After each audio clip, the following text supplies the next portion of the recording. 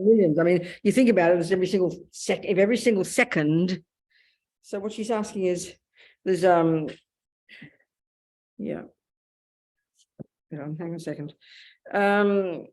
Yeah. Basically, every millisecond that we're existing, we're programming ourselves. I mean, Buddha would have liked that, programming ourselves, what we're doing, you know.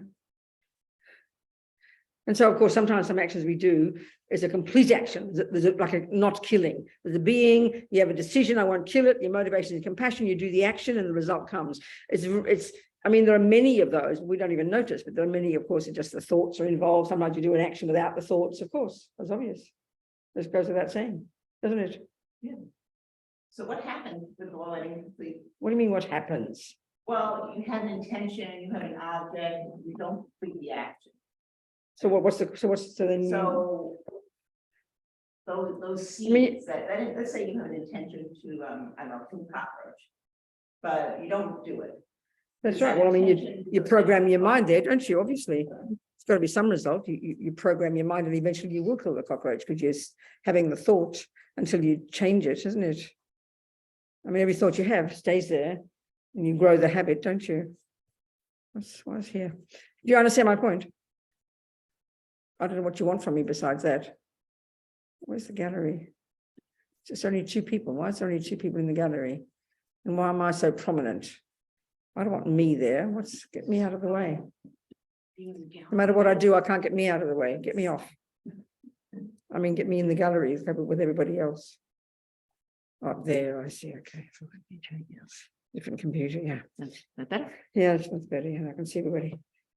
I mean, yeah, the bigger point, the real point is the bigger point, the main point, the general point is we are the boss. Everything we think and do and say brings results of one kind or another. I mean, it's kind of subtle, really. Subtle, isn't it? But clearly, every time your mind does anything, I mean, I think in our culture, it's kind of interesting. We think, oh, it doesn't matter what I think, because as long as no one knows, it kind of doesn't matter, you know. We think it doesn't matter. We think those words, it doesn't matter. And that's a very powerful point that implies something doesn't matter means there's no result from it, isn't it? If there's no result, then of course it doesn't matter. But the Buddha is saying every millisecond that we think and do and say does matter insofar as it programs your mind, sows seeds or bring fruits. So every thought counts. Every thought counts. So the real learning from it is to then realize we're in charge and to want to program our mind with positive thoughts, isn't it? That's the real point, isn't it? Do you understand? The broader point, I mean, it's very powerful. The broader point is that it's very powerful. I mean, I remember a couple of weeks ago, who was it? He's not here now, I don't think. But he said, what good does it do you thinking about karma? And so that implies an awful lot, I think. It's sort of like saying, what good does it do you learning about botany? What does that imply about what you think about what a garden is? So it must mean that a garden somehow just happens. And then you hear this law called botany, it surprises you. Because I think this is what they mean when they say we think ourselves as self-existent. We're just kind of this being. We all believe someone made me. They plonked us on this earth.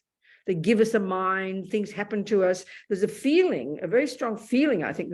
This is in the assumption that we have. We don't even articulate. There's this feeling of being a victim. I mean, even the idea, I know it sounds peculiar, the idea that you think that someone else actually created you. It's a very powerful concept. It means, I don't know what, I mean, it's very interesting. The Buddhist view is so totally opposite, but it takes us a while to hear it, you know. I find it very fascinating. We have this feeling of being a victim, that someone plonked us on the earth, and it's kind of things aren't fair. Well, the whole life is like good luck and bad luck, you know, and you have no say in it. You have no role in it. And even as Lama Zopa said, which sounds very shocking, the vast majority of all humans on the planet really have no idea that what we think, what goes on in our mind, he said it like this, most humans on the planet have no idea, absolutely no idea, that what goes on in our mind plays any role at all in who we are. That's like thinking that if you're, you know, that to play the piano, that what goes on in your mind about music plays no role. I mean, that's kind of schizophrenic. Because the reality is a musician is the product of a person who has programmed their mind to the subtlest degree of precision about musical theory. Every tiny thought you have about music ends up showing in how you play the piano. Every tiny thought counts. So the same meaning here. Every thought we have is the key player in producing the person we become. That's the thing that Buddha's saying. That's intense. It's like the opposite of what we think, you know. So I think it's very fascinating. Maybe it takes us time to think about it. Hello, Margie. Happy to see you. Oh, Robina, it's so wonderful to see you. Yes. I wanted to ask you, I had two questions, but when you talk about thoughts here, are you including emotions? Absolutely, Margie. This is a really good question. Let's look at that. This is the thing in our culture. We think thoughts up in the head, and then we point to the heart and we say emotions, and we actually think they're totally different. But really, when we really look carefully, we can prove it's true. You know, just use when we say emotions, I think what we mean is when you think about it, the body is very involved, isn't it? You're feeling something in your body. That's a very powerful point for us. And even if we don't feel it in our body, as we say, we don't even know what's going on in our mind. So in other words, if it's the mind, which is not physical, and the Buddha's view is, you know, I mean, we can see this, and even I think in modern psychology, we say something like 1,000 thoughts a second are raging on in our head. That the Buddha's saying what we call emotion is just the tip of the iceberg, is the very gross expression when the body feels it of what's going on in your mind. And in fact, when you analyze anger, you know, for example, let's say, you know, you say, oh, look, she's angry. And what you're seeing is a person shouting, and their voice is shaking, and they're saying irrational words, and their eyes are wide, and they're really having like a mental breakdown. And we go, oh, look, she's angry, we'll say, because we see this very strong physical expression of something, isn't it? So then if you were to transcribe her words on a piece of paper, and then you ask your friend who doesn't ever show their anger to write down on a piece of paper all their angry thoughts, that person might even have more violent thoughts than the person who's shouting. So finally, where is anger? It has to be starting in the mind, and it has to be actually a conceptual story, Margie. And when we understand that, that's when we really get Buddhist psychology. In other words, our trouble in our culture, we wait till the body feels it, and that's the wheels falling off. That's just too late. You know, we don't go to our therapist for preventative. Well, I'm feeling I might get angry in a year with my new husband. Can you give me some techniques? She'll tell you to go home and just wait till you get angry. Well, it's a bit late, isn't it? So really, when we really understand, this is a very precise point in the Buddhist one, and really Buddha's a cognitive therapist, that our emotions are underpinned by thoughts, but we don't notice the thoughts because they're too tiny. We wait till we feel it physically. We wait till our body is shaking. And this is way, way too late, which is why we need practice every day to start helping us become internal, to begin to listen to all the thoughts before they become intensely emotional. It doesn't mean suppress them, but it means, you know, I mean, if we can get to the point where we can hear the aversion thoughts, the annoyed thoughts, the irritated thoughts, which are mild anger, and work with those, argue with them, be a cognitive therapist and argue with them, you'd never get to the point of exploding your anger. You wouldn't need to, because you've already done the work. This is the real point. This is the real skill the Buddha gives us. But that demands a lot of attention to know what the hell is happening before it gets to the level of the mouth or the body. You understand? I mean, yes. If we can control our speech before it became, you know, violent, that means then, at least that, then you begin to see the thoughts behind it. It's a really powerful point, you know. Do you understand? Yes. The other question, I'm sorry. Go.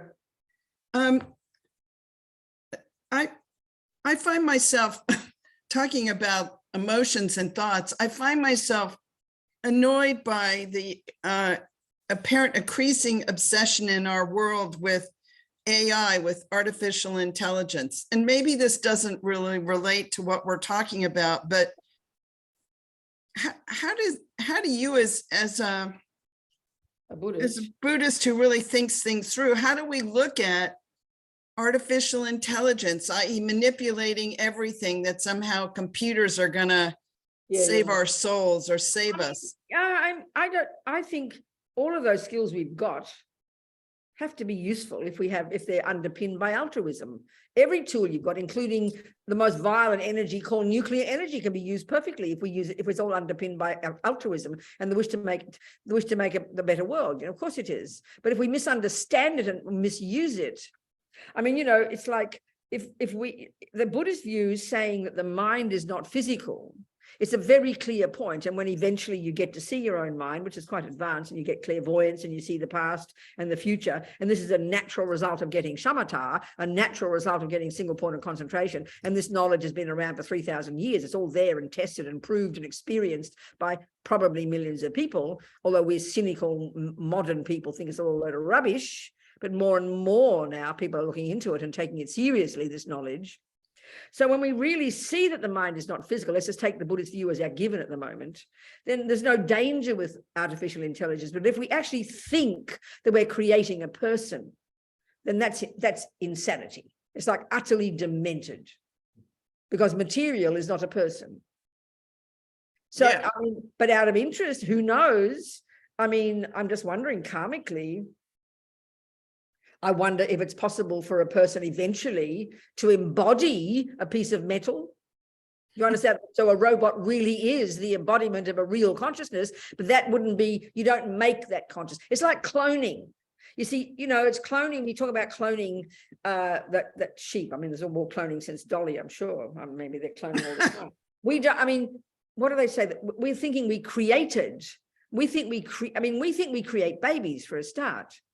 I mean, because we think the body is egg and sperm are physical, and that's what the person is. So, of course, whether it's cloning or whether it's having old-fashioned sex and having a baby, churning out a baby, you don't make a baby at all. That egg and sperm, or those cells that you put together, consciousness comes and runs and joins that egg and sperm. That's the massive difference. So if you take that view, AI can be useful. But if you think you're creating another person, I mean, it's like you're living in La La Land from the Buddhist point of view.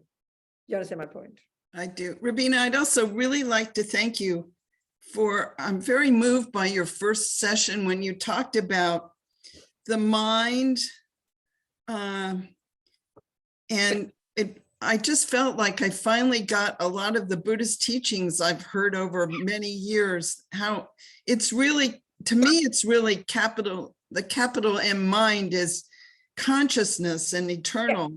No, that's it, totally, utterly. That's completely right. And it was just a wonderful bingo for me to have you here, to have you say that. Thank you so much. I'm happy, darling. So I've moved to New York, and you've moved from New York to Florida now. You're still in Florida. I am, but I sure miss you. Darling, well, if you come back to New York, you come visit. Thank you. I might come visit you in Florida among the crocodiles. Yes, you can come visit us here too. Happy to see you, darling. So who's there? Who else is that? There's John. Hello, John. Talk to me. Hello, Venerable Robina. Nice to see you. So the question I had is, so before I started listening to your teachings, I would have seen myself as a victim to what I would call invasive thoughts or intrusive thoughts, right? Exactly. And so, yes. And so, for example, a simple one, if I have a memory of having failed something, you piece of crap, you dumbass, whatever. But at this point, I don't believe that. Nonetheless, there's a voice in my head that will continue to iterate this, and other invasive thoughts. You can, standing at the train tracks and not having any suicidal desire, but just seeing the animation of myself jump into the tracks. And that's interesting, isn't it? And so these examples, once I've engaged with practice, I've watched it happen more, and I don't identify with them, but they're still occupants of my mind that I have to contend with. And what do I have an idea of just letting them go, but I understand, John. I understand. Yeah. So the thing is, maybe it's helpful to have the analysis of why, if we can take the view, which of course is, okay, in the West, we say we look into the past, don't we? It's true. Well, so does Buddha, but the massive difference is in the West, we look into the brain, we look into the past of mummy and daddy and grandma and grandpa and the monkeys, and that's the past. It's true, and indeed you can see certain family things do inform us. But the Buddha also looks into the past. But the radical difference, of course, is he looks into the past of John, not his mummy and daddy, because John's consciousness, the consciousness we labeled John from the first second of conception, the coming together of a consciousness that a few weeks before was in another body, and a few lives and lifetime goes back and back in that past, then everything you think and do and say in those lives, a lot of that comes in, and you bring all of it with you, but you only bring some of it at the level of expression. Most of it is just inert, is waiting there for another type of rebirth. But some of it arises as what John can listen to and hear. But also, when people dream, they have experiences of the past. People have clairvoyant dreams. People have weird experiences, because everything that if we take the Buddha's view, we've got countless lives, and everything we think and do and say, there's not 1 millimeter of it that is not programmed in your mind, that is not programmed as a mere memory. So then lots of things come up. And that's the stuff that's, it's from not even in this life. It's just that stuff comes up, old memories. That's what it is. It's old imprints in the mind, literally, which can make us pretty crazy sometimes. And because they can be very strong, this is when we lose the plot, and we literally think they're voices from the outside dominating us because they're so intense. It's great suffering. It's terrible suffering, can be. So the really powerful one is, if we know they're just imprints in the mind, and even if it's not very radical type of invasive thoughts, just typical ordinary self-hate and misery and confusion and anxiety, which is how most of us live, we have to learn to know they are our thoughts, but not identify with them. And that's the practice. That's why we have a misconception about meditation, that all those thoughts will go away. And we wish they would, because they're horrible.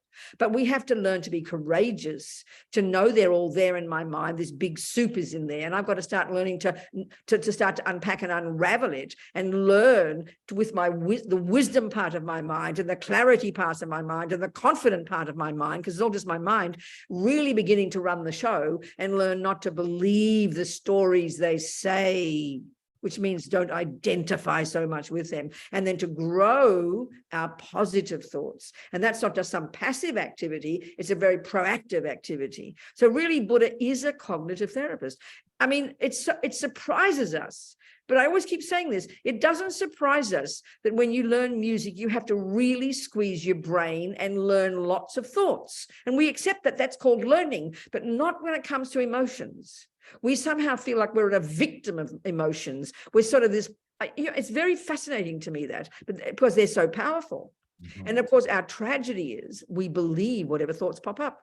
This is the tragedy. And we have to learn not to identify with them, and learn to know we can navigate them. We can change the thoughts. We can lessen the negative ones. We can grow the positive. We can mold our mind into any shape we like, as Lama Zopa says. So it's having confidence and courage, John. Right. So if I'm at a point where I don't believe them, but they keep coming up, just keep going, because they'll get. Just keep going, honey. Keep going, keep practicing, keep moving. And especially when they're very powerful habits, like attachment to something, most of the people are attached to food. And one of the signs of attachment is you think of it all the time. Now, if you're like my poor friend on death row in Kentucky, who's attached to torturing people, then that's that's difficult. Or you're attached to wanting to murder people. That's exactly why people do things. And so when they're really that strong, then it's quite powerful. If you're attached to jumping on little girls all day, there's no explanation in our modern world. We just think you're evil and hope you get out of the way. But if you know they're all habits we bring with us, and it's unfortunate, but it's intense. It needs a lot of courage to not follow the thoughts. And even though you don't believe in them and don't follow them, that process is weakening them. But it takes time for them to eventually disappear. We've got to be very patient and learn to live with them. It's like living with lousy, crummy roommates next door. They're not going to move out too quickly. And it's not that comfortable, but it's possible. Right. And they get less. The more we feed into them, the more we believe them, the stronger they get. It's obvious. The less we believe them, the less power we give them, they inevitably become weaker. We have to trust that process. Right. And That- I think I've noticed that already. And then I just add I've had, very blunt, I've had issues with addiction in my life. I'm much better off now, but it's a similar process, right? Where you're still going to have this invasive thought be like, go have that drink, go take that pill, go. That's And right. then the more you get better at not listening to that voice. Yeah, maybe not you hear it, but you Hear let it, the yes. way be there. I mean, we wish it would go away, and we can't pretend it's not there. But when you can confront it, hear it, and not believe it, that really is a very major way of saying what practice is, and it takes time. It's hard, it's intense, because these voices are very deep. These thoughts are very strong in us. Right. Absolutely. Thank you. I appreciate it. Thank you. Thanks. Noel. So what else, people? Yes. So if we're all responsible for our own experiences, Yeah. is it even possible to help other people or to really truly alleviate the? Oh, of course, I understand. Or- I think, no, of course, yeah, exactly the question. I understand. Well, the analogy, again, the simple analogy is always ordinary things I like to use. If using anything you want to learn, music, I'm responsible. I have to be learning the theories. I have to play the piano. You can't play the piano for me, but you can learn piano too and help me. So that's what compassion is. Compassion is you knowing, like in this world we're discussing here, if you know your mind and your attachment and your anger and your fears, and you work on yourself, then first, that's the first job. Then you can realize, oh my God, we're in the same boat. Now you're capable of helping me. So that means helping a person in this sense. It doesn't mean fixing my problem, but being a catalyst, teaching me, helping me, supporting me. I mean, we all understand that. In anything, I've got to do the work. You can see I'm an alcoholic and you've given it up. And as much as you tell me to go to AA until the cows come home, if I'm not ready to go to AA, I won't. You can't make me go to AA. You can't make me give up alcohol. You can't make me play music. But by knowing it yourself, you can be supporting me and encouraging me. That's how we help people, isn't it? Would you agree with that? I would, but so. Where's the problem with that? What about? Sorry, say it again. What? What about when you try to help somebody in a more conventional or worldly sense, like giving money to the poor or? So where's the problem with that? Okay, good. No, that's a good point. You just change their suffering until.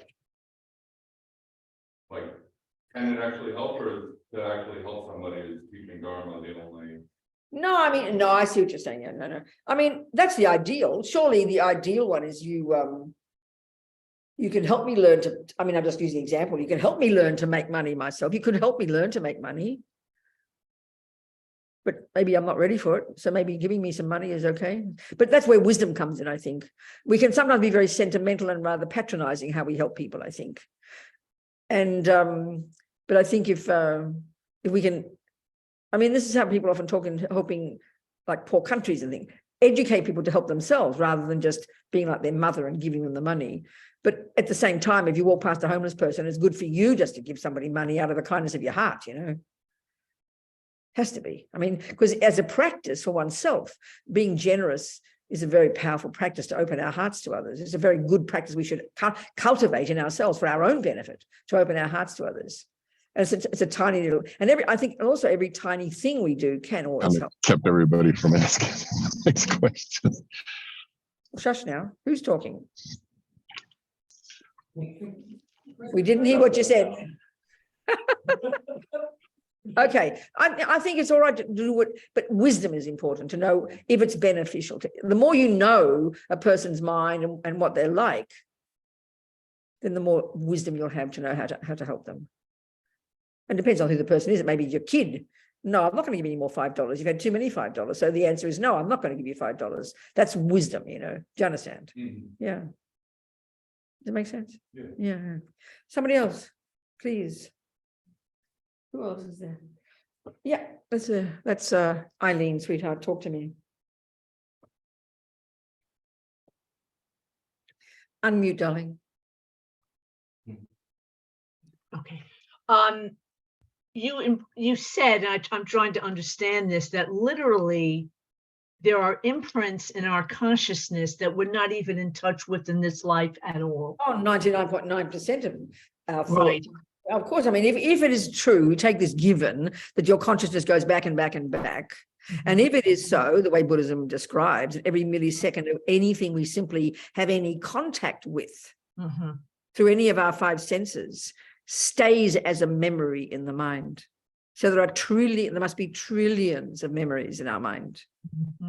Yeah. So what we have, I mean, look at us now in terms of memories. I mean, you know, if you had to sit down now and track every thought you had since you woke up this morning, we'd all be miserable failures. We don't even remember 99% of today. But it's all there. And as we make our mind more subtle and get single-pointed concentration and access these subtler levels, we become more and more and more powerful in accessing those memories. This is why clairvoyance is a very natural thing that we can all accomplish as we advance. Do you understand? Yes, I do. Yes. Yeah. Boy, thank you. Yeah. So, I mean, really, you know, in the Buddhist, when you study Buddhism, you study the mind as a very unique approach, and then you study the view about karma, but you really can't separate them because the mind is what creates karma. And creating karma is not a term we use. It just means doing things, thinking. The real meaning of the word karma, really, and this, I've heard it means action, is the word intention. Not like good intention, but literally volition, literally I will. There's many parts of our mind, as we've been talking a lot, you know, the Buddhist model of the mind describes all the thousands of thoughts and feelings and emotions, all coming down to being thoughts, all these conceptual stories in our head. We can divide them into those that are negative, neurotic, I-based, distorted, delusional, and the source of our pain, and the source of why we make a mess of our lives. And then we've got the positive, reasonable, appropriate ones, you know. And then you have this third lot that I like to call the mechanics of the mind. They're the parts of our mind that enable us to function. Whether you're a murderer or a meditator, you need good concentration.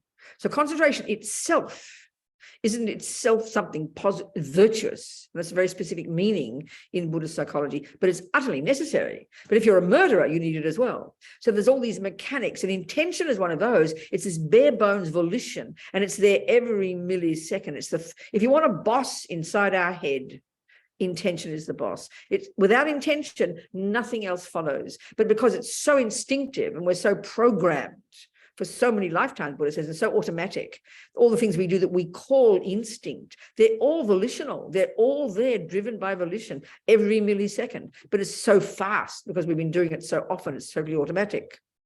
So what I'm saying is there's billions of thoughts just in one day, billions of thoughts, and they all work together, you know.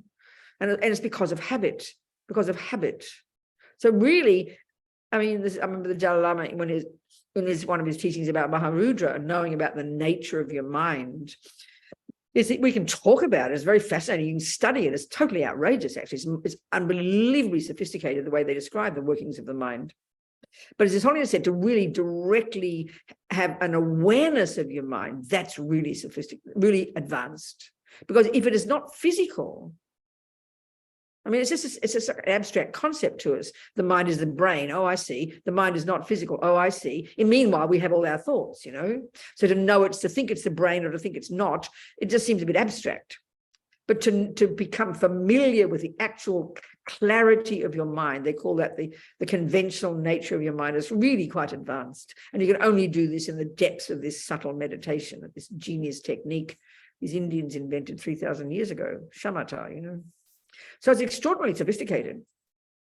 And the epistemological model of the mind, the way the mind functions, it's utter, I can't describe how fascinating it is. It's so sophisticated. It's so extraordinary.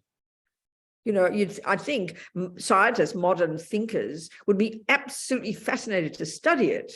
But you've got to be hypothesizing the possibility that you're not discussing the brain. It's the actual internal, subjective, cognitive process itself. It's really extraordinary, you know, to know just how it works. And this is all coming from the direct subjective experience of the great yogis who've observed their own mind internally. This is what we're capable of, you know. And I think in our culture, we think psychology is like the lowest on the totem pole of all the sciences. We like hard sciences, you know, like neuroscience, that's cool. But psychology is just too weird and wacko. We think it's very kind of spacey. But this is the Buddha's point. We're not discussing the brain here. We're discussing the actual subjective cognitive process itself. And we have to start where we are, which is at the grossest level of emotions, you know. That's why the very first level of practice in Buddhism, at least don't express, at least don't vomit out the words, at least don't do the harm, at least control the servants of your mind, and don't kill and steal and lie and jump on the wrong people and take things that don't belong to you and say bad words. Not for some naughty, because you're a naughty person, because that's what does all the damage and causes us so much suffering.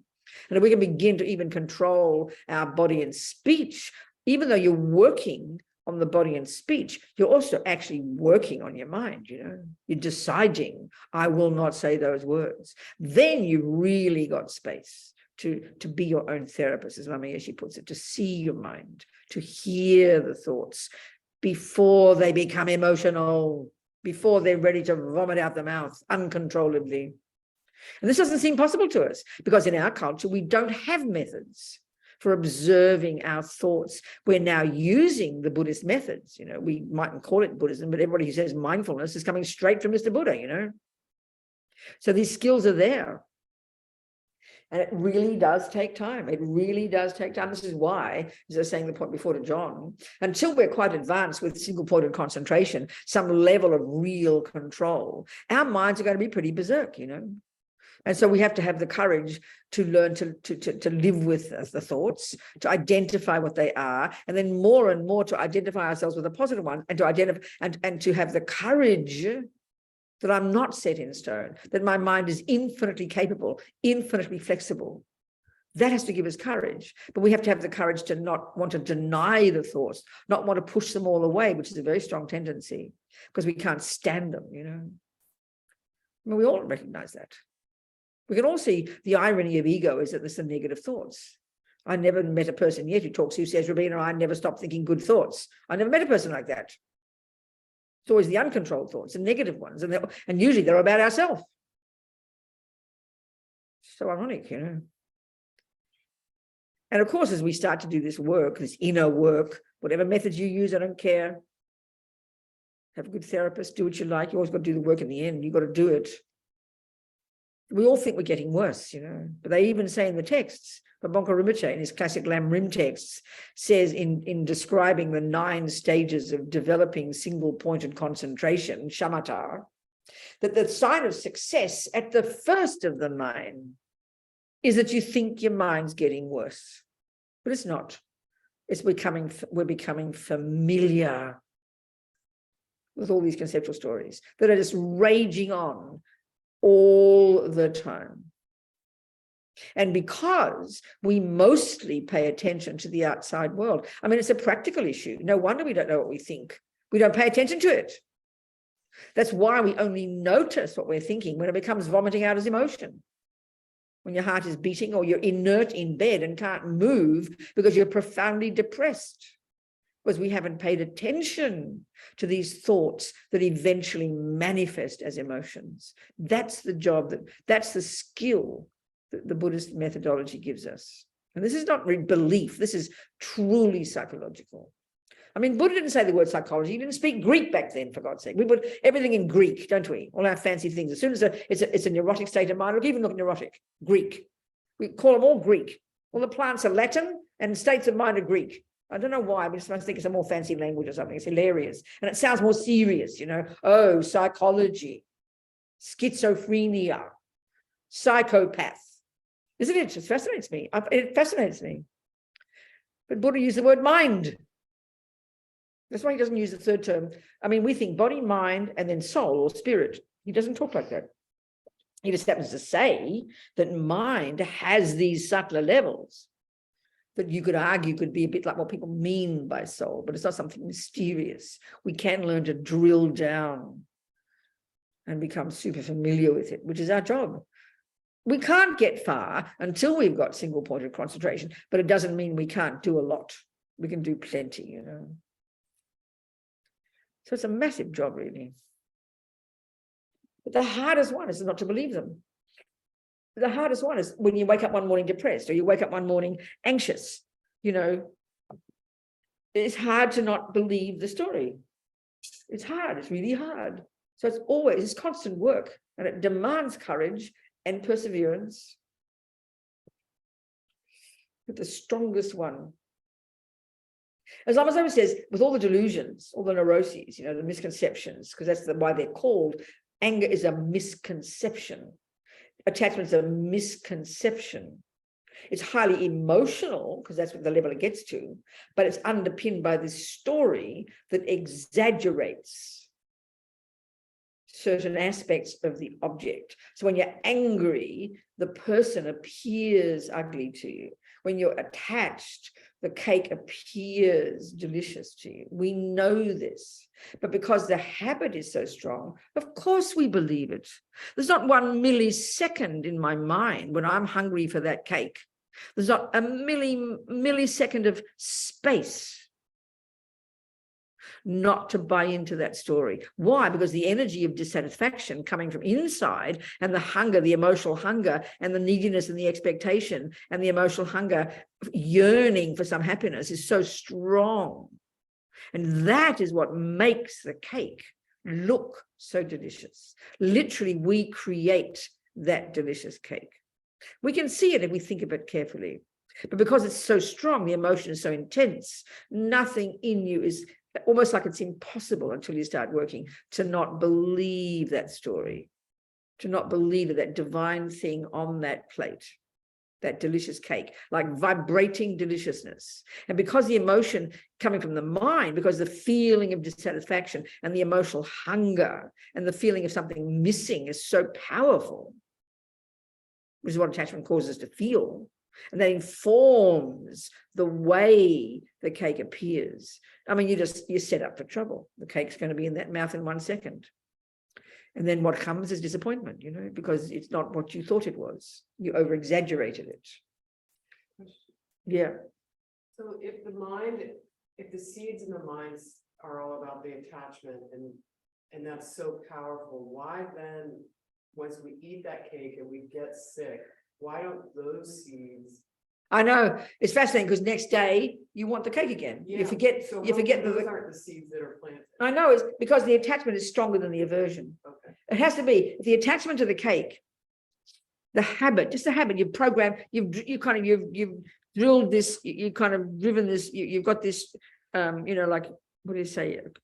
You've what's the word when the water keeps going along and it forms the shape. I can't think of the word. There's a word. Yeah, I know, but there's a word. I get what you're saying. Irrigation. What? Irrigation. Yeah, but there's a word. You're I can't think of the word. Doesn't matter. So you just automatically the attachment's so strong. The emotional attachment is not just the external Pathway. Huh? The word is pathway. Pathway is one word, but there's a more simple word. Yeah, pathway is good, but there's a more simple word. I can't think of it. So because this attachment, and we're talking, I mean, you've got to try and take this into consideration, that it's not just you didn't start with it as a baby.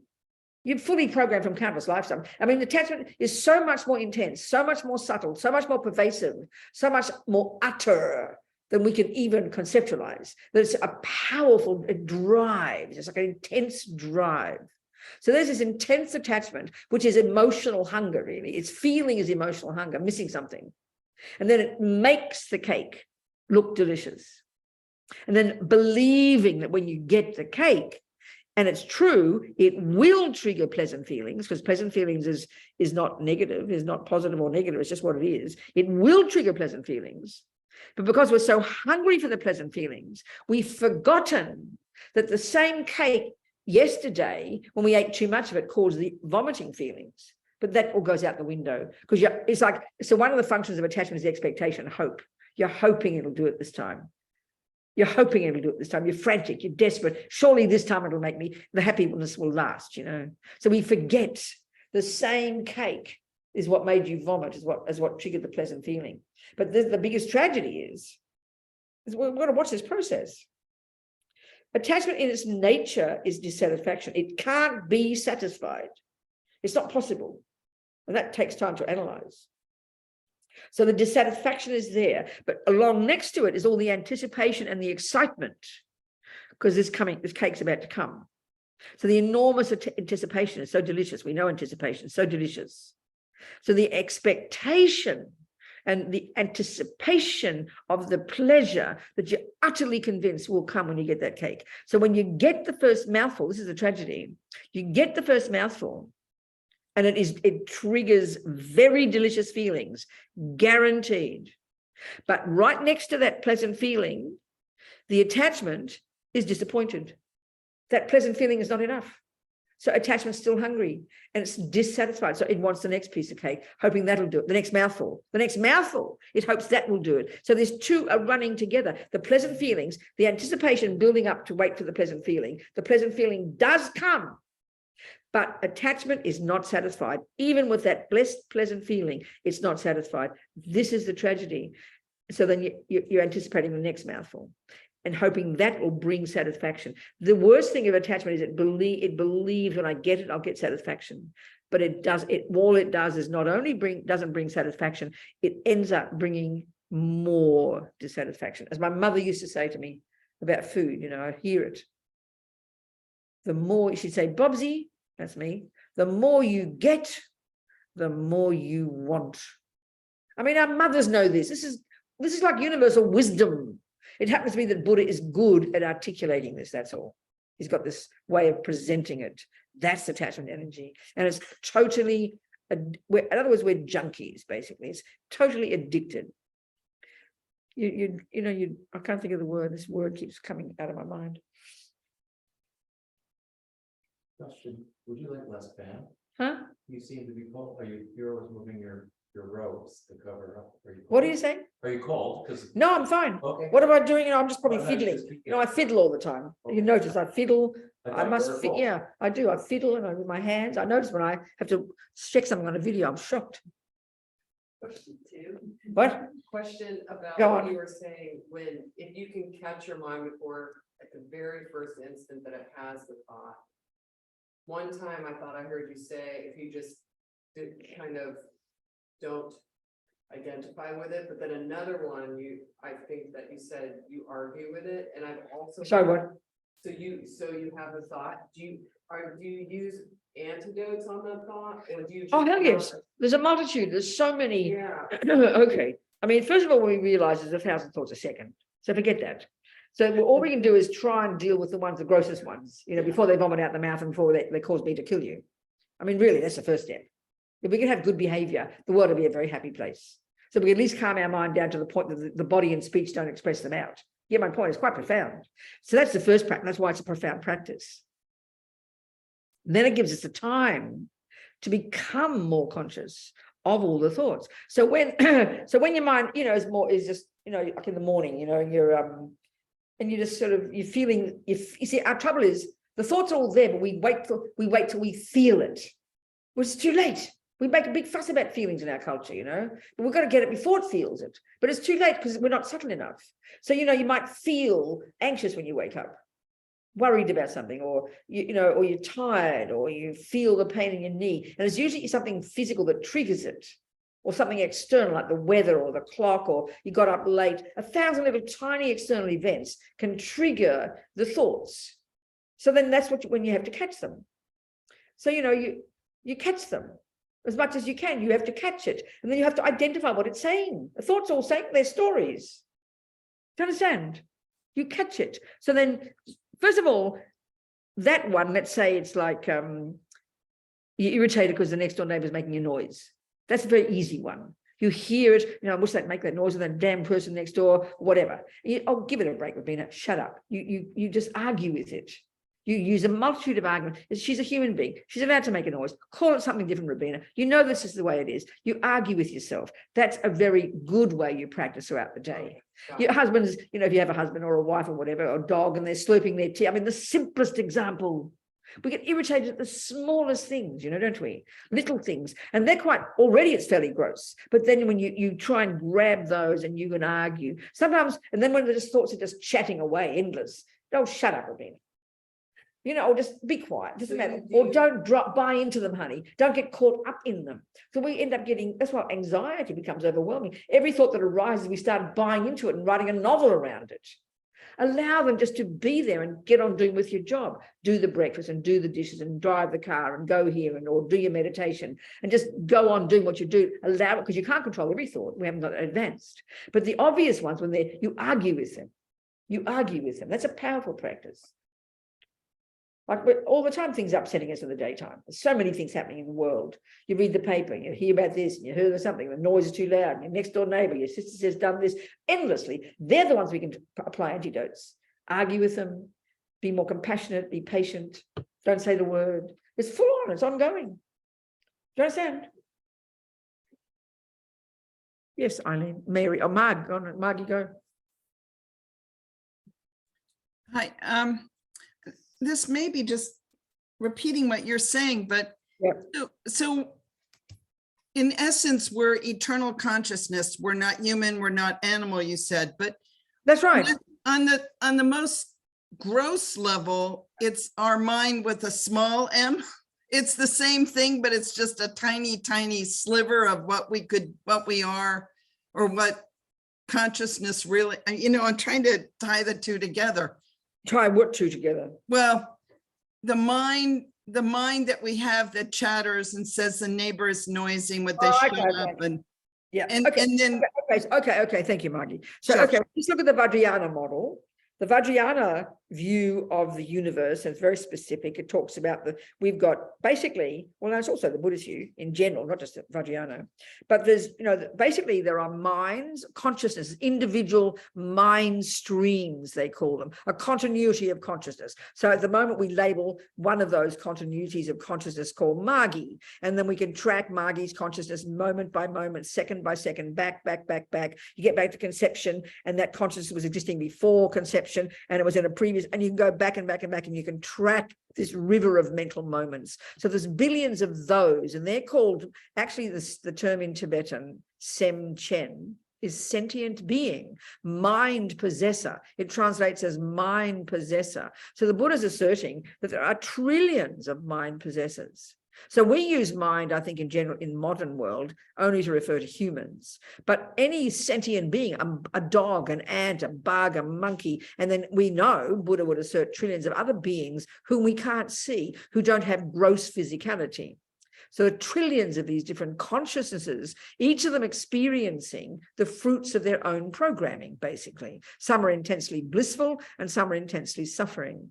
So the universe consists of trillions of those, and then the universe consists of matter, and they divide, and they call the matter. This is how we used to talk back in our day, and the Chinese talk this way, and the Indians, that made of the 4 elements. That's still the model they use. You know, we've chucked that out now. We have millions of other elements, but it's made of the earth, air, fire, water. And what's interesting in the Vajrayana, this helps us understand karma a bit, Margie, how we create things.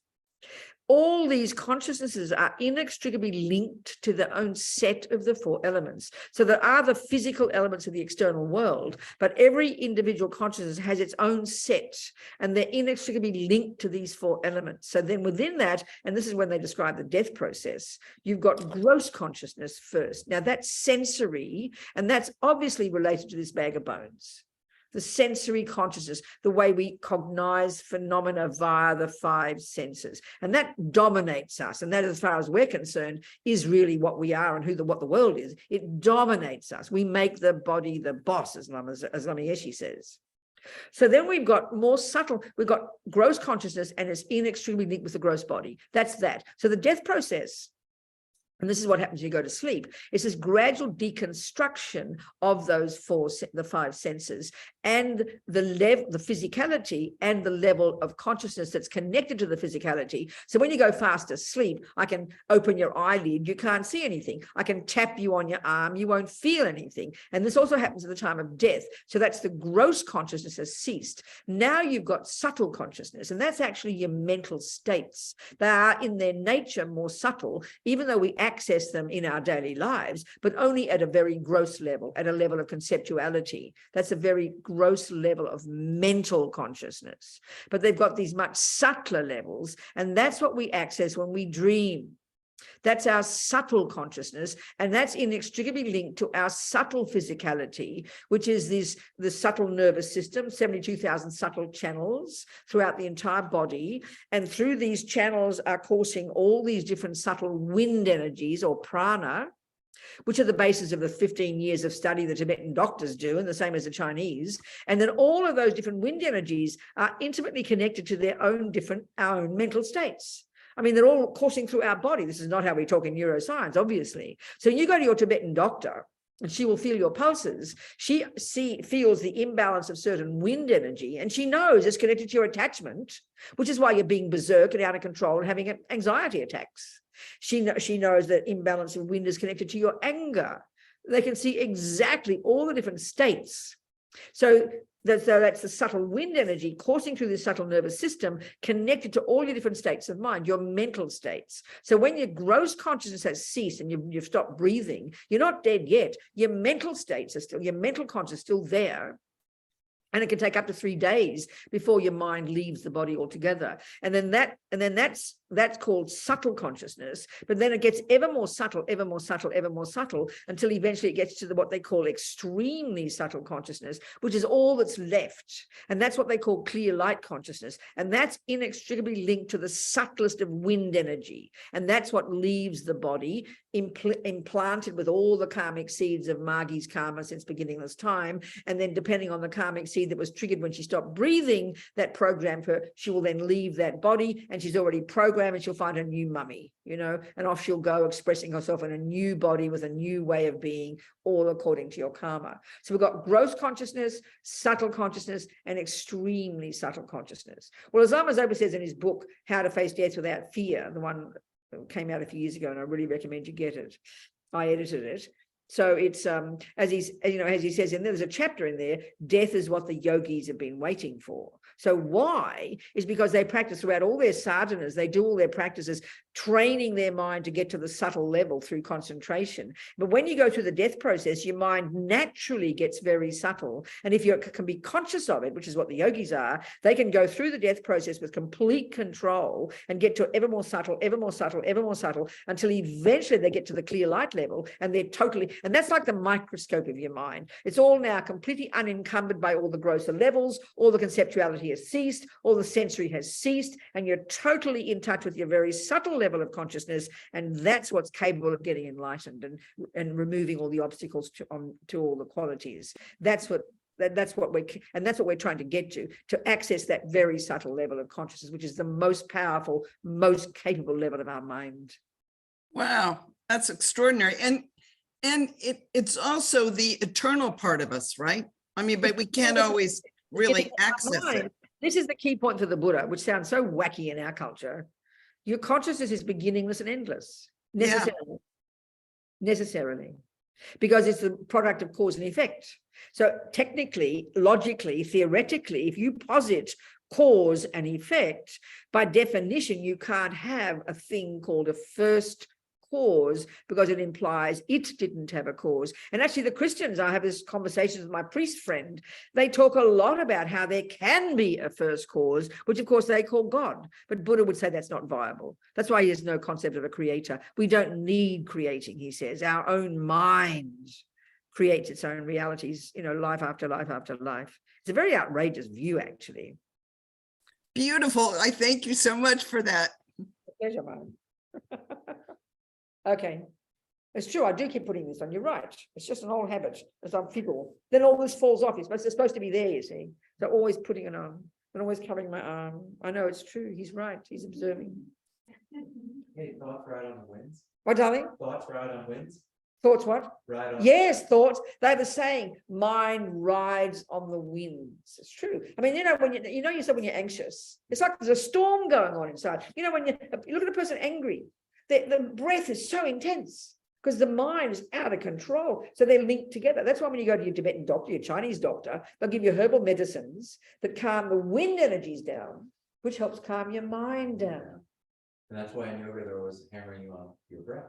What? In yoga and asana, right? In practice, they're always... Yes, it's coming from the same. And this Vajrayana is very similar to the Indian one. It's coming from there. Exactly, that's right. It's very fascinating. Yeah. Exactly. Go on, people. What else? Yes, darling. Can you give some commentary on the 6 paramitas? The words that they give are quite simple, but I know it's. No, of course. deep. Well, first of all, it's important to put it in the framework of the entire path. So that's it's like final stages of university level. So karma and dealing with our body and speech and controlling our behavior, that's junior school. Then you get to the level we start to work on your mind, and that's high school. Then you get to the compassion wing and you start getting compassion and love, which culminates in bodhicitta. That's university. Then the final stages of the bodhisattva, going from life to life to life, perfecting their goodness in countless lifetimes by doing these 6 perfections. So the first 4, in life after life after life, once you've got bodhicitta, this outrageous paradigm shift in your mind, where now only others are more important for you, you completely exchange self for others as a highly advanced. Now you're practicing life after life, perfecting generosity in relation to sentient beings, perfecting the practice of helping others, perfecting patience, perfecting enthusiasm. That's in your practice in relation to sentient beings. And then in your meditation, you're perfecting concentration, and you're finally perfecting the wisdom that realizes emptiness. And the combination of these 6, that's Buddhahood, when you've perfected them. That's where they fit. So generosity.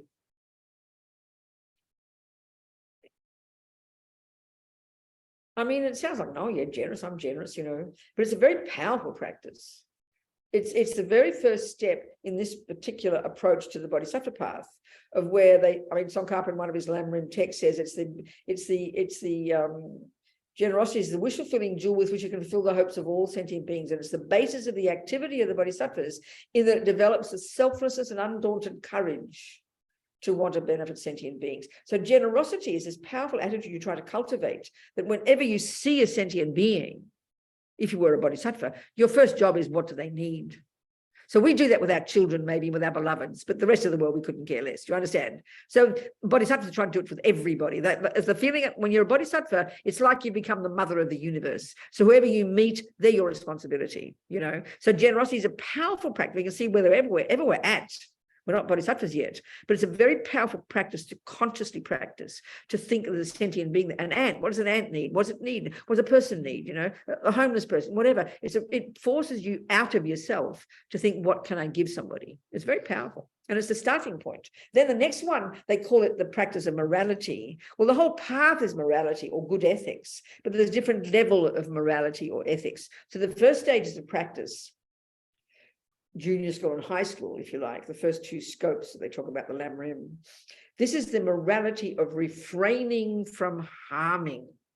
It's the morality of restraint. This is a huge meaning, where you control your body and speech. The very minimum is that if you're not even able to help others, at least you don't harm them. It sounds kind of passive, but if you look at the world, it's an unbelievable practice to actually consciously not harm with your speech or your body. The world will be a blissful place. Our family would be a blissfully happy group if we didn't use our body and speech to harm others. So this is a massive practice. And because we're so uncontrolled, this is where this is already a huge practice. To control our speech alone, is enormous for us. So the whole first level of morality, which is expressed in these vows: don't kill, don't steal, don't lie. It's the very conscious practice of refraining from harming. And even you get to the next level of vows, more powerful, the bodhisattva vows. There's still it's in relation to benefiting others, but it's still in reference to not harming, being conscious of your behavior to not harm others. And then finally, at the bodhisattva level, the 6 perfections, now you practice the morality of benefiting others. The logic being, you can't benefit others until you've got some wisdom. And at least you stop harming them. And now you're capable of knowing with wisdom how to benefit others. This is huge. So that's the morality of benefiting others. That's the third perfection, the second perfection. The third one, patience. It sounds shocking to us, but it's a very powerful state of mind, actually. I mean, the very first level of practice, where you're controlling your body, speech, and mind in the refraining from harming, you're learning to look at attachment and anger, these 2 poisons, as Buddha calls them. So anger is huge. The more we understand anger, the more we understand attachment, the more we can understand anger, because anger, aversion, irritation, upset, frustrated, this is junior school level, high school level, is the response when attachment doesn't get what it wants, because attachment is so pervasive. Attachment is this junkie that is just running the show. It wants what I want every millisecond. It's just the way it is. So when it doesn't get what it wants, it can be the smallest one, irritated because your hubby slurps his tea, upset because the noise is too loud, the red light came at the wrong time, tiny events in a day. That's the arising of aversion, which is thwarted attachment. So when we understand that process, then we can really begin to understand the power of patience. So, but our trouble in our culture, we think of patience as like passive aggression, kind of gritting your teeth, waiting for that ugly thing to go away. This is not patience. Patience is a very brave attitude. It's very courageous, because you learn with patience, you've cultivated the ability to not resist the problem at all. You greet the problem. The very first level is at least don't do the harm. At least don't say the words. At least don't punch the person. At least control your body and speech. Don't give in to the aversion. Don't give in to the anger. Or even shout at the red light, because it's instinctive. When attachment doesn't get what it wants, which is aversion, it's instinctive to lash out, you know. Or for you people who are more quiet in your nature, to turn it in. And that becomes depression. So patience is a powerful practice when you're really advanced, and we have to practice it. You don't just not respond to something bad, but you greet the problem. It's very proactive. You greet the problem. You welcome the problem. Why? Because you want to smash attachment. You want to smash the delusions, and the quickest way is when you have a problem, which is really advanced. I mean, this is a bodhisattva path. Transform problems into happiness. Learn to like problems like we like ice cream, as Lama Zopa says. This is huge, and this really takes time, because the habit of attachment is so intense. And the habit of irritation and annoyance and upset, frustrated, and depression are so powerful. So patience is massive. It's not passive aggression. It's the absolute opposite. It's brave. You greet. And when you can greet a problem, it stops being a problem. Because aversion is so intense, because attachment can't stand problems. Attachment is so fragile, it can't stand what it doesn't want. It can't stand the bad things, which is what I don't want. It's totally self-centered. It's a very deep habit. So patience has to be cultivated. And then it's a brave attitude. So you're patient with what? You're patient with all the difficulties. You're patient with the obstacles. You're patient with the people who are mean to you. When you're really advanced, you can do this. It's a major part of your practice.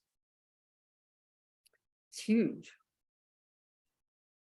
So and then the fourth one, which seems similar to patience, they call it perseverance or joyful effort, which sounds hilarious. That's when you got it. But the practice of it is huge. And when we really understand the opposite of it, it puts it very clearly into focus. And the opposite is called laziness. It sounds ridiculous. It sounds shocking. When you hear this, you really get it. So there's like, talk about 3 levels, but we can sort of I divide the first one into 2, really. We'll all recognize, you'll recognize immediately. So first of all, what is enthusiasm? It's enthusiasm or perseverance. As all the Lamas say, you'll only persevere in doing something. You'll only have enthusiasm when you know the benefits. Now, I know the benefits of eating chocolate. I love chocolate. So I know the benefits. I'll persevere. If they haven't got my chocolate there, I'll go somewhere else to get it. I want my chocolate and I'll get it. We understand this. We know about that at an ordinary samsaric level. If you understand the benefits of going to the gym, you're going to get up in the morning and you don't care. You're tired. You're going to go to the gym because you know the benefits. But so it's hard to see the benefits of practicing on your mind. It's hard to see the benefit of a daily practice and having the long-term understanding, because, you know, we're such junkies because attachment is the problem. So laziness. So the very first level of attachment, of laziness, is what? Oh, I can't be bothered. Isn't it instinctive? I can't be bothered. So think about it. What's the thing we can't be bothered doing?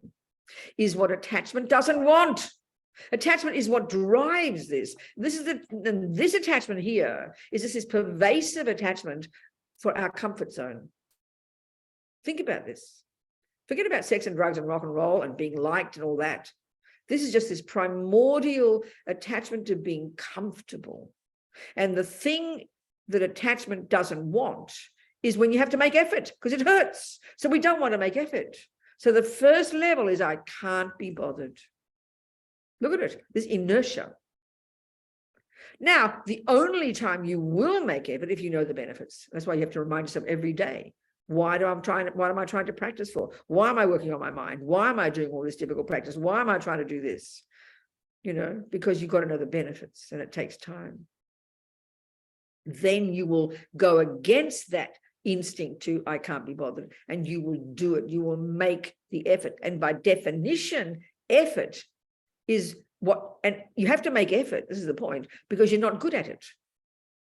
Whatever you can't do, you have to make effort to learn it. And because attachment doesn't want to be uncomfortable, you don't want to make the effort. So it's really quite primordial. It's quite deep.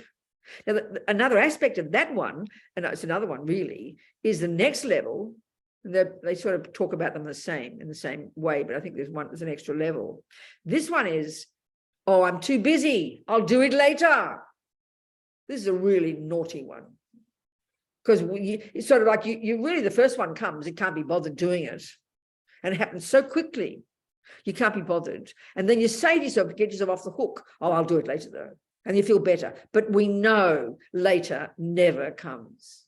And this is a major reason we suffer so much in our lives, because we put off. And I'm not just talking about our practice. I'm putting in ordinary jobs, you know, the daily, day-to-day things we're supposed to do in our life. We build up this, we carry around this burden of undone jobs, you know, and we feel heavy and burdened by it and guilty.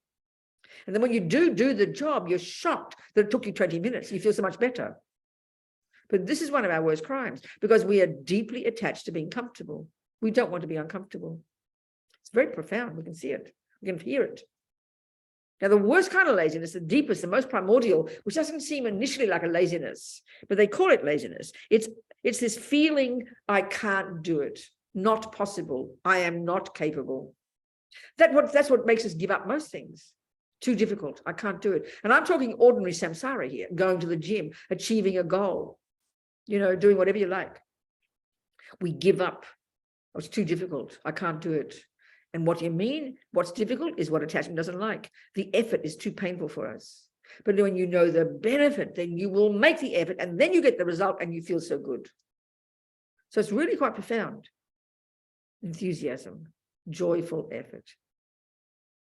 And this is what we need most. They say if you don't have this, you will never succeed at anything. It's obvious, it's clear, it's clear. But it's gradual. We've got to, and this is where the logic, we've got to have this logic of listening to the teachings and knowing logically that your mind is not set in stone, that we all possess Buddha nature. Our mind is not set in stone. We can mold our mind into any shape we like. We have to have that confidence. And that's not just crossing your fingers and hoping for the best, but understanding the teachings and hearing it logically, how delusions are adventitious, how delusions are not at the core of our being. This is the benefit of studying. I'm quite sure about that. You get to see the logic of it, and you start to have confidence in the logic of it, not just crossing your fingers and hoping for the best. Then you will persevere. And when you can persevere, it's incremental, it's step by step. Rome was not built in a day, we know that. But our trouble is we see the end result. Somebody else who's achieved the goal. Oh, I can't do that. That's too difficult. Because we can't see it's a gradual process between there and here. It's one step at a time. We say practice makes perfect, but Tibetans have a lovely way to put it. They say nothing ever gets more difficult with practice. I think we all recognize this one, putting things off. And then we get so, and the burden of putting things off is much worse than not putting them off. And I think this is where we can see is appreciate some people who seem to achieve, I don't mean in an arrogant, silly way, get things done because you don't put things off, you know. And then it becomes a tension for us. But attachment is the primordial problem for this. You know, all these intentions. They say one of the saddest, the Lama said one of the saddest ways to die, sounds so dramatic, is to die with the regret of all the things you didn't do, you know, that you wanted to do. One of my friends, same age as me, it was a real wake-up call for me. One of my friends, a nun in Australia, same age, born in 1944, year of the monkey. When she was dying, she said to her friend there, her regret for things she didn't do, that she felt. I mean, we can beat ourselves up unnecessarily about that, but sometimes it can be very sincere, things you put off doing. And we're talking, of course, ideally our practice here, our studies, our practice, you know, our discipline. And I think that when we realize, when we do make the effort and do that thing, the pleasure you get from exercising your potential and doing it is far outweighs the misery of not doing it, but we have to practice it, you know. And then we realize it's just a steady process. Everything is one step at a time, one step at a time. It's very incremental. When we understand that, it's much more humble. We can be more humble with ourselves, one step at a time. Rome was, I love all these lovely sayings our mother told us, you know, it's true. It's cause and effect. We understand dependent arising, and then we'll be more content. And then also you're more content with each step of the way. You rejoice. You're not just waiting for the end result. You enjoy each step. You're satisfied with your effort. You made effort. You did it. So then you make progress, and you go to the next step, and you go to the next step. It's very powerful. That's it. And then you start to get enthusiasm. That's what comes. Enthusiastic perseverance, joyful effort. It's huge, and we need it badly. And it gives other people courage as well, you know. That's the first 4 perfections. All right. Yes. How to find the difference between welcoming in the problem, which seems sort of brave and strong. Yes, yes. And just submitting to perhaps to mistreatment. I know there's a big difference, such a big difference, such a big difference. And the difference is where we're at internally. So the typical way we are, if we haven't done much inner work, that's what we are. That's the way ego works. And that's what using the word victim sounds mean, like it's blaming the victim, but it's not. But ego, the Buddhist view of ego is really being a victim. Circumstances, we blame everything else we feel. Being a person, having not looked at our mind and being in a relationship, let's say, whether it's your boss at work or your hubby or your sister or your mother, it's all variations of relationships, isn't it? And there's always this kind of power dynamic. When you are more, if you've got a quiet nature, this is very typical for a quiet natured person, that it can become that it becomes passivity. It's passivity. It looks like patience because you don't get angry easily, and you put up with what the person is doing, and then you turn it against yourself. That's terrible. That's terrible. But it's hard to see the difference. But at the same time, so then what patience is? Okay. I'm just using the opposite as well. I can see, like in my nature, very volatile and angry. I never was patient on the side, and I wasn't also passive. I didn't put up with anything. If I didn't like it, I was gone, you know, out the door. My mother, a boyfriend, whatever it was, I left like the wind. I was gone, you know. Putting up with anything like that, even the thought of it would give me hyperventilating. So that's an extreme opposite example. But I had no patience whatsoever. So then I was proactive. So anger can be, I'll put it this way, angry mind is a person who's very critical. There's a problem. And then anger is extra on top that makes it a mess. But I had to learn to keep the criticism. That's a problem. What can I do to fix it? Then that's a quality of patience. You greet it and you think, what can I do to fix it? That's patience, really. But passivity is victim mind, impotent, I can't do anything, and then you take it all on yourself and you blame yourself even. That's really an unhealthy state of mind. So a patient person can tend to be passive, but the patient part is good. Do you understand? The patience is good, but the passivity is not good. Because the patient person, who is the kind of a quieter nature person, would put up with the problem, but it's out of laziness in a sense. You know, I'd rather just put up with it than try to make a mess, because patient type people don't want to upset the apple cart. Are you sort of seeing what I'm saying? When it's negative. But an angry person like me would always try to fix something and end up making problems. So stopping the anger part, I'm not trying to make, I'm making it maybe sound complicated. Am I making it sound complicated? No, You hearing what I'm saying? so that you would retain that you can. I think you keep the patience. Yeah, but you, It would be the, if you say something, it would be the way you say it. the way you say it, and you wouldn't just passively out. I mean, people who are patient put up with things they shouldn't put up with. It's just because it's easier for you. Whereas you need to be braver to, Martin Luther King said, it's good to be angry. It's good to see problems, but then say, this is against anger, say, what can I do to help? And the same with patience. It's good to put up with things because you can't make it go away overnight, but you can still find a way to solve it. That's what can I do to fix it? So greeting a problem is seeing there's that problem. Can I fix it? That makes it proactive. And if you can't, then you relax because you can't change it. If you can't change it, then accepting it is the only way. But if you can change it, then do that. So that's the proactive part. So patience is an amazing quality, but it can, in the negative way, it becomes passive. And being critical and finding problems is a good thing because then you say, what can I do to help it? But that takes away the anger. Anger is just shouting and yelling, you know. So the negative impotent part, get rid of it. So a patient person, yeah, you understand. So patience is brave because aversion, which is anger, doesn't want to look at it, screams and yells and shouts or puts it away. So then it becomes hidden traumas that keep popping up later.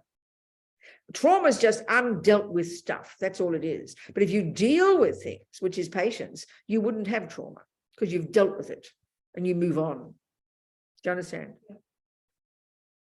Does it make sense? It's quite subtle. You've got to be aware of ourselves, you know? Yeah, yeah. A follow-up question on that. I was thinking along the same lines, but what if you're consciously practicing the situation? Sorry, darling, what? What if maybe you're conscious of the situation and you're practicing, maybe like you don't like your, for example, job and you try to practice, but where is the line between actually keep continuing? I totally understand, darling. This is a really crucial point, actually. This really demands a lot of courage.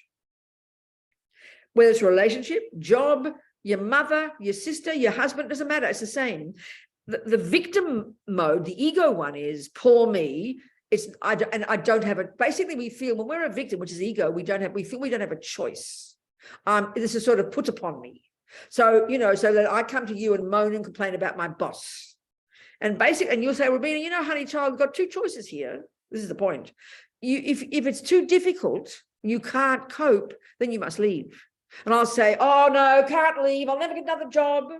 So then, okay, good. You'll say you've chosen to stay at the job, have you, Robina? Then you better change your mind, baby. No, I can't do that. He's a creep. So we can't change our mind and reinterpret it, which is what you do, and we can't leave it. So you're stuck. You blame. So no matter what, you don't feel you can do anything, and you blame the thing. That's how we are. It sounds cruel. So you have to decide. Is there something worthwhile in this job that I'm learning? I'm going to stay there for a while. I'm going to get something from this. It's helping me with my skill, with my profession. It's some benefit to me. Then I'll choose to stay. And as soon as you choose, everything's different because you've chosen, not feel it's dumped upon you. Or if you really, there's nothing there, you say, I'm leaving. There's two options. There's only ever two options, but it's sometimes very hard to get to those two. Do you understand? It's accountability. It's really powerful accountability. And now the thing is, like my friends in prison don't have the luxury of leaving prison. So they don't have a choice but to change their mind and to reinterpret it and to find the good in it. And that's pretty intense. Do you understand? Yeah. Does the same lesson apply to Huh? trauma? Does the same lesson apply to trauma? Dealing with your own personal trauma? Okay, when we say trauma, I mean, it's a word that's used a lot lately. So what I understand trauma is people's from bad, using the Buddhist analysis, you're traumatized when, say, something bad happens, isn't it, to you? So let's analyze the Buddhist view, being technical, which sounds shocking to us in the West because it sounds like it's blaming us, but it's just an analysis. Attachment doesn't like that. Attachment doesn't want, we all want to be comfortable. We all want to feel happy every second. So you come along and rob me on the street. My attachment is not happy.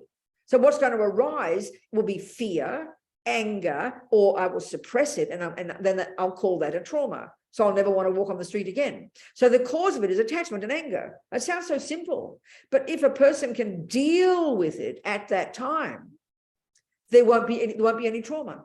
So similar to purifying negative karma in a way? Well, you see, that's a more subtle kind of approach of old junk. The old habits in us deep down are affecting how we deal with things now. So by doing the purification of karma, they're practices where you're sort of getting deep down, the weeds way deep down, kind of loosening the grip a little bit of the weeds, so it makes it easier to deal with our daily lives, in a sense. Purification is quite powerful at a more subtle level. Are we communicating or not? Are you sure? Okay. Thank you. But I mean, this is where I find it very powerful.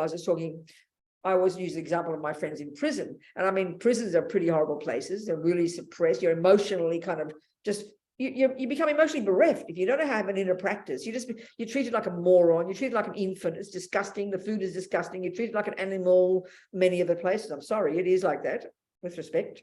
So you just become kind of either aggressive and go crazy, or you just become completely impotent and hopeless and full of depression, and then emotionally stunted. And then you might come out one day and life is miserable. But if you dealt with it, like I always use the example of my friend Sunny, who was accused of murder. This is back in Florida in the 90s, and she was hitching in the 70s, hitching in Florida, got picked up by two guys with her kids she was with the kids and her husband. And they got the cops stopped the driver, and the two guys killed the cops and blamed the hippies. So she was on death row for 17 years. Husband got executed, his brains burst into flames. She lost her children, her family got killed. I mean, one nightmare after another. But all I can say with her, she's not a Buddhist. She's out now. When you meet her, you never know this years of so-called trauma, because she dealt with it. She had this extraordinary, all I can do is say it, she had this extraordinary emotional intelligence. She didn't have a path. She didn't have a spiritual path. She had this incredible intelligence that she knew she had a choice. She knew she could change her mind. She knew there was no benefit in going crazy, being angry, living in solitary for years with a Bible, husband executed, totally innocent. I mean, most people go mad. Talk about trauma.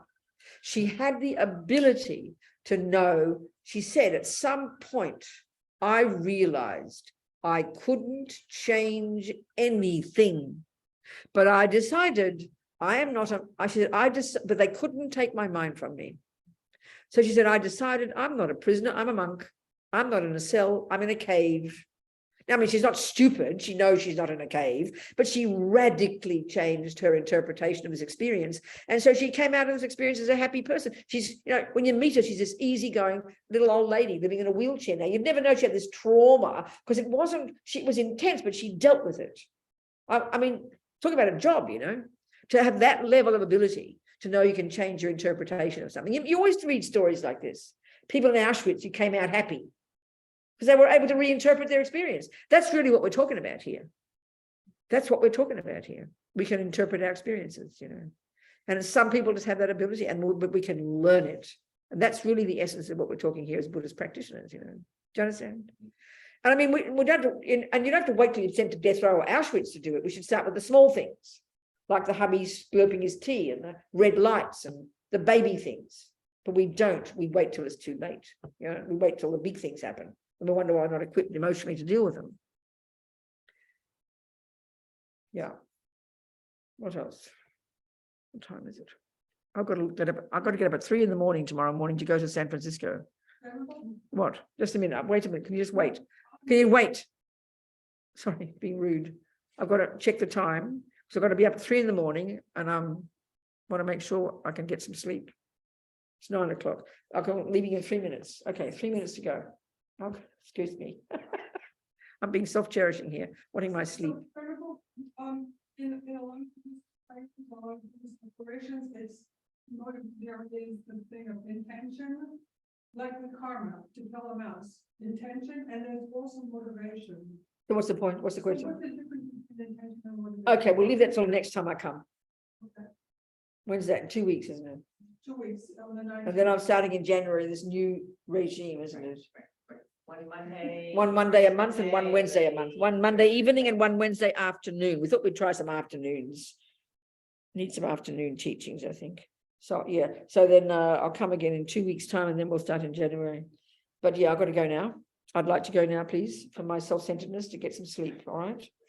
I'm going to San Francisco tomorrow, a 6 o'clock flight. Please come back. Huh? Please come back. Yes, I'll come back. Well, I mean, I hope, do my best. Death hasn't come yet. So we think anything useful today we get from it. Very happy. Learn about our mind, as Margie says. And never give up. Be optimistic. Let the crazy thoughts be there. Don't buy into every one of them. And know our potential and never give up. Have enthusiasm. Janchob, Semchog Rinpoche, Make Panam, Kegu Chig, Kepanyampa, Mepayang, Gongne, Gondu, Shog. And then, due to these virtues, may I quickly attain the state of a Buddha and lead all living beings without exception into that enlightened state. That's all. Done. Okay. Put the people back so I can say goodbye. Sunny. There we go. See you in a couple of weeks, everybody. Keep moving. Never give up. Thank you. Thank you very much.